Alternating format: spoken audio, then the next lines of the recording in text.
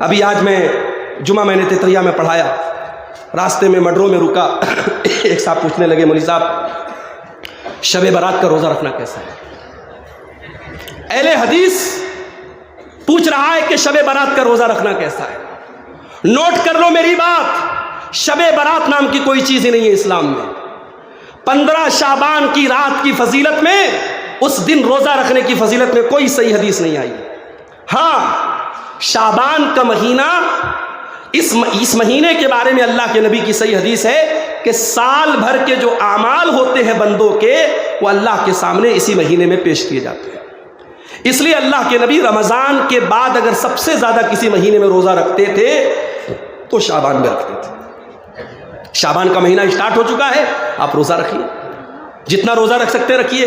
ہاں، اگر آپ 1 تاریخ سے لے کے 15 تاریخ تک آپ نے روزہ نہیں رکھا ہے تو 15 کے بعد مت رکھیے، کیونکہ 15 کے بعد آپ رکھیں گے تو رمضان کے روزے پر اثر پڑے گا۔ ہاں، اگر آپ شروع سے رکھتے چلے آئے تو پورے شعبان میں آپ رکھ سکتے ہیں، کوئی حرج کی بات نہیں، لیکن خاص طور سے 15 شعبان کا روزہ رکھنا یہ صحیح نہیں ہے۔ اختلاف اگر ہو رہا ہے اس کو آپ قرآن و حدیث سے دور کیجیے۔ رجب کا مہینہ گزرا، 27 رجب کی تاریخ آئی، بہت سارے لوگ 27 رجب کو ایک نماز پڑھتے ہیں صاحب، صلاۃ الفیہ، 1000 رکعت نماز، روزہ رکھتے ہیں، کہتے ہیں اس دن روزہ رکھنے سے گناہ معاف ہو جاتے ہیں۔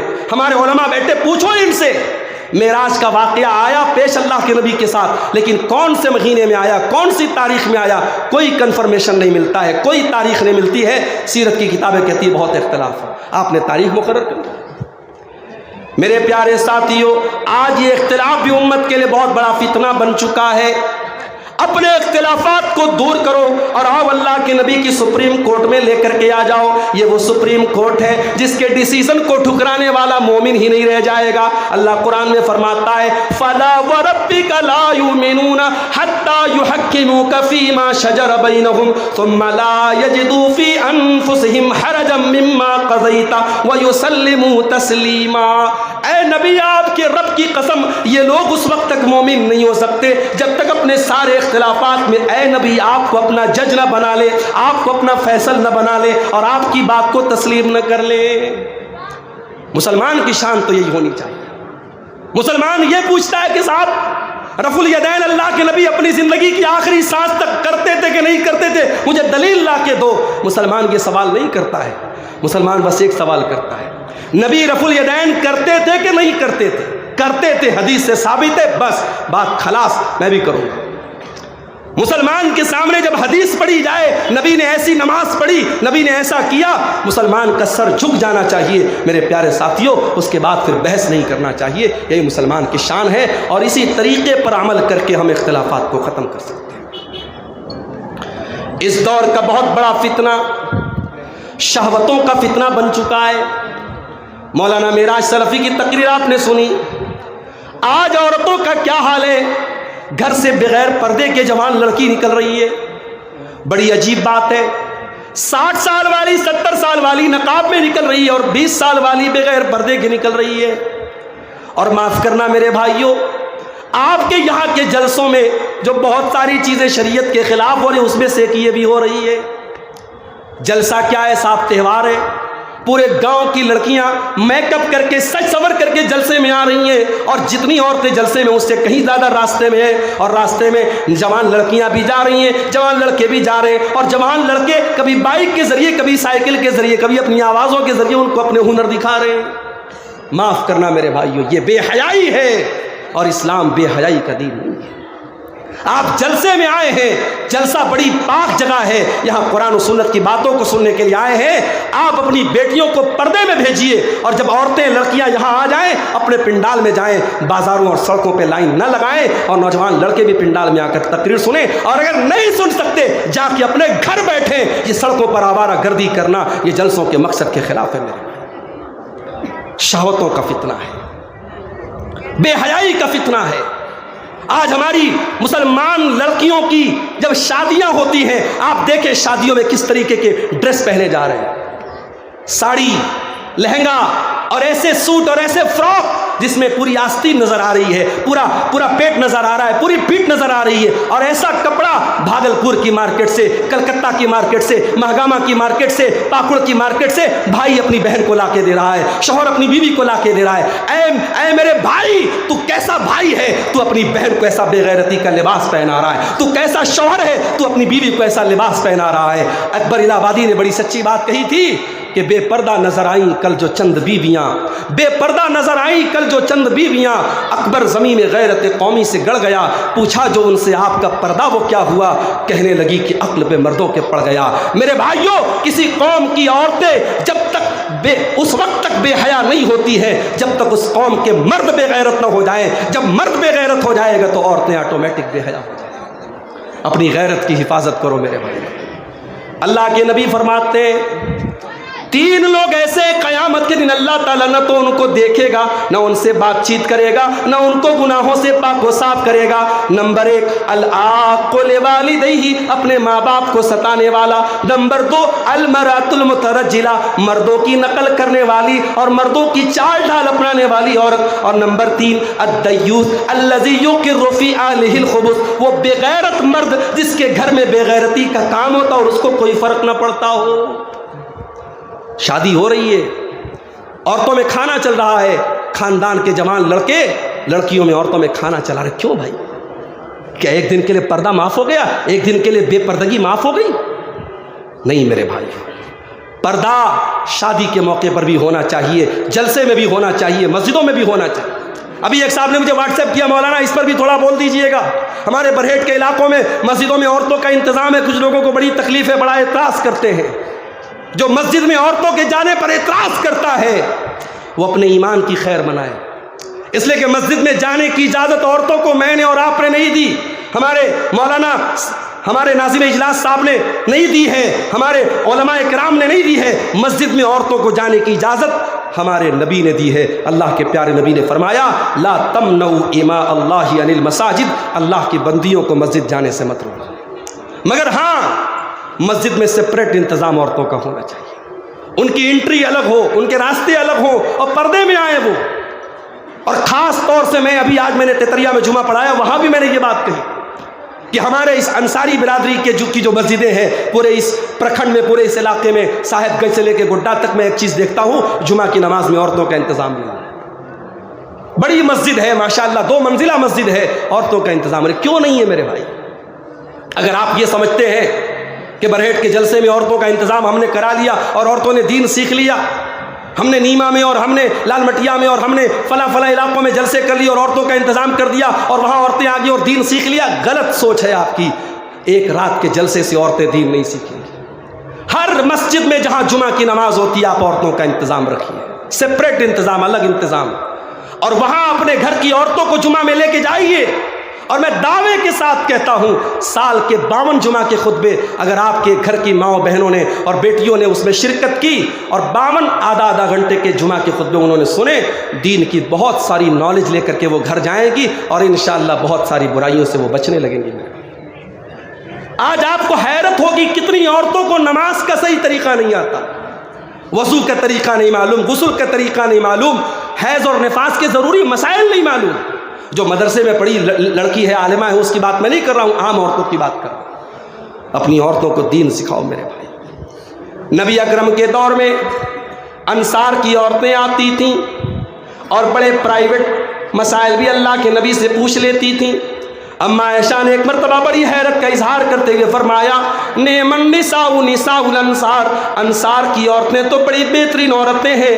لا یمنعهن الحیاء ان یتفقهن فی الدین, وہ دین سیکھنے کے معاملے میں شرماتی نہیں ہیں.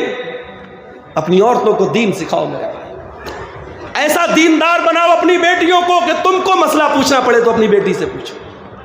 حضرت ابو بکر صدیق کو دیکھو, آخری ٹائم ہے, انتقال کا ٹائم ہے, ان کی بیٹی حضرت عائشہ ان سے ملنے کے لیے آتی ہیں, باپ کا آخری ٹائم ہے اور ابو بکر صدیق اپنی بیٹی سے سوال کرتے ہیں اے میری بچی, اللہ کے نبی کے کفن میں کتنے کپڑے تھے؟ ابو بکر صدیق کون ہیں؟ نبی کے یار غار ہیں, نبی کے سب سے خاص صحابی ہیں, مگر کفن کتنا تھا اللہ کے نبی کا؟ یہ تو ظاہر ہے کہ اللہ کے نبی کے گھر والے زیادہ بہتر بتا پائیں گے۔ پوچھا بیٹی اللہ کے نبی کے کفن میں کتنے کپڑے تھے؟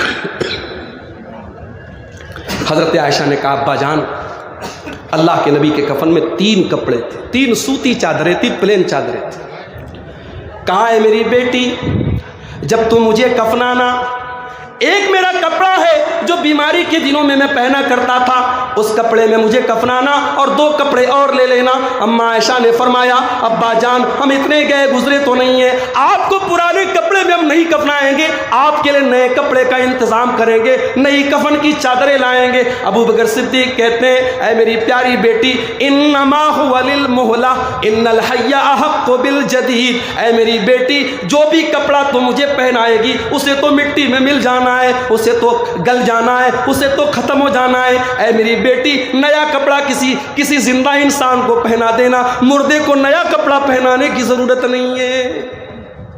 یہ صحابہ تھے میرے بھائی، مرنے کے ٹائم بھی یہ فکر رہتی تھی کہ میرا کفن دفن سنت کے مطابق۔ آج کتنے مسلمان ہیں مرنے کے بعد ان کے گھر میں تیجا ہو رہا ہے، 10واں ہو رہا ہے، برسی ہو رہی ہے، 40واں ہو رہا ہے، قرآن خوانی ہو رہی ہے، کتنے کام بدعت کے ہو رہے ہیں، شریعت کے خلاف ہو رہے ہیں۔ خبردار، اگر آپ کو یہ لگتا ہے آپ کے مرنے کے بعد آپ کے گھر میں کوئی بدعت ہوگی، آپ وصیت کر کے جائیے، اپنے گھر والوں سے کہہ کے جائیے، اپنے بیٹوں سے کہہ کے جائیے میرے جنازے کی نماز سنت کے مطابق پڑھائی جائے، مجھے دفنایا جائے سنت کے مطابق، مجھے کفنایا جائے سنت کے مطابق، آپ وصیت کر کے جائیے میرے بھائی۔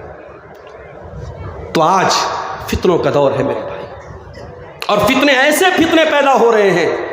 اللہ کے نبی فرماتے بادروا بالاعمال فتنا، ایسا دور آنے والا ہے، فتنوں کا ایسا دور آنے والا ہے، یصبح الرجل مؤمنا ویمسی کافرا، صبح کو ایک انسان مومن ہوگا اور شام ہوتے ہوتے کافر ہو جائے گا، شام کو مومن ہوگا اور صبح ہوتے ہوتے کافر ہو جائے گا۔ اس وقت کے آنے کے پہلے تم نیکی کے کاموں میں جلدی کر لو، جلدی کر لو میرے بھائی۔ اب انتظار میں مت رہو کہ مولانا مرتضیٰ صاحب تقریر کریں گے نماز پر تب ہم نماز کی پابندی کریں گے، عبدالغفار صاحب جب نماز پر بولیں گے تب ہم نماز کی پابندی کریں گے۔ اب انتظار مت کرو میرے بھائی، کب کس کی موت کا کون سا بہانہ آ جائے، کب کس کی موت کا پروانہ آ جائے، کون سی بیماری کب کس کو آ جائے ہم نہیں بتا سکتے۔ آج تو وہ دور ہو گیا میرے بھائی۔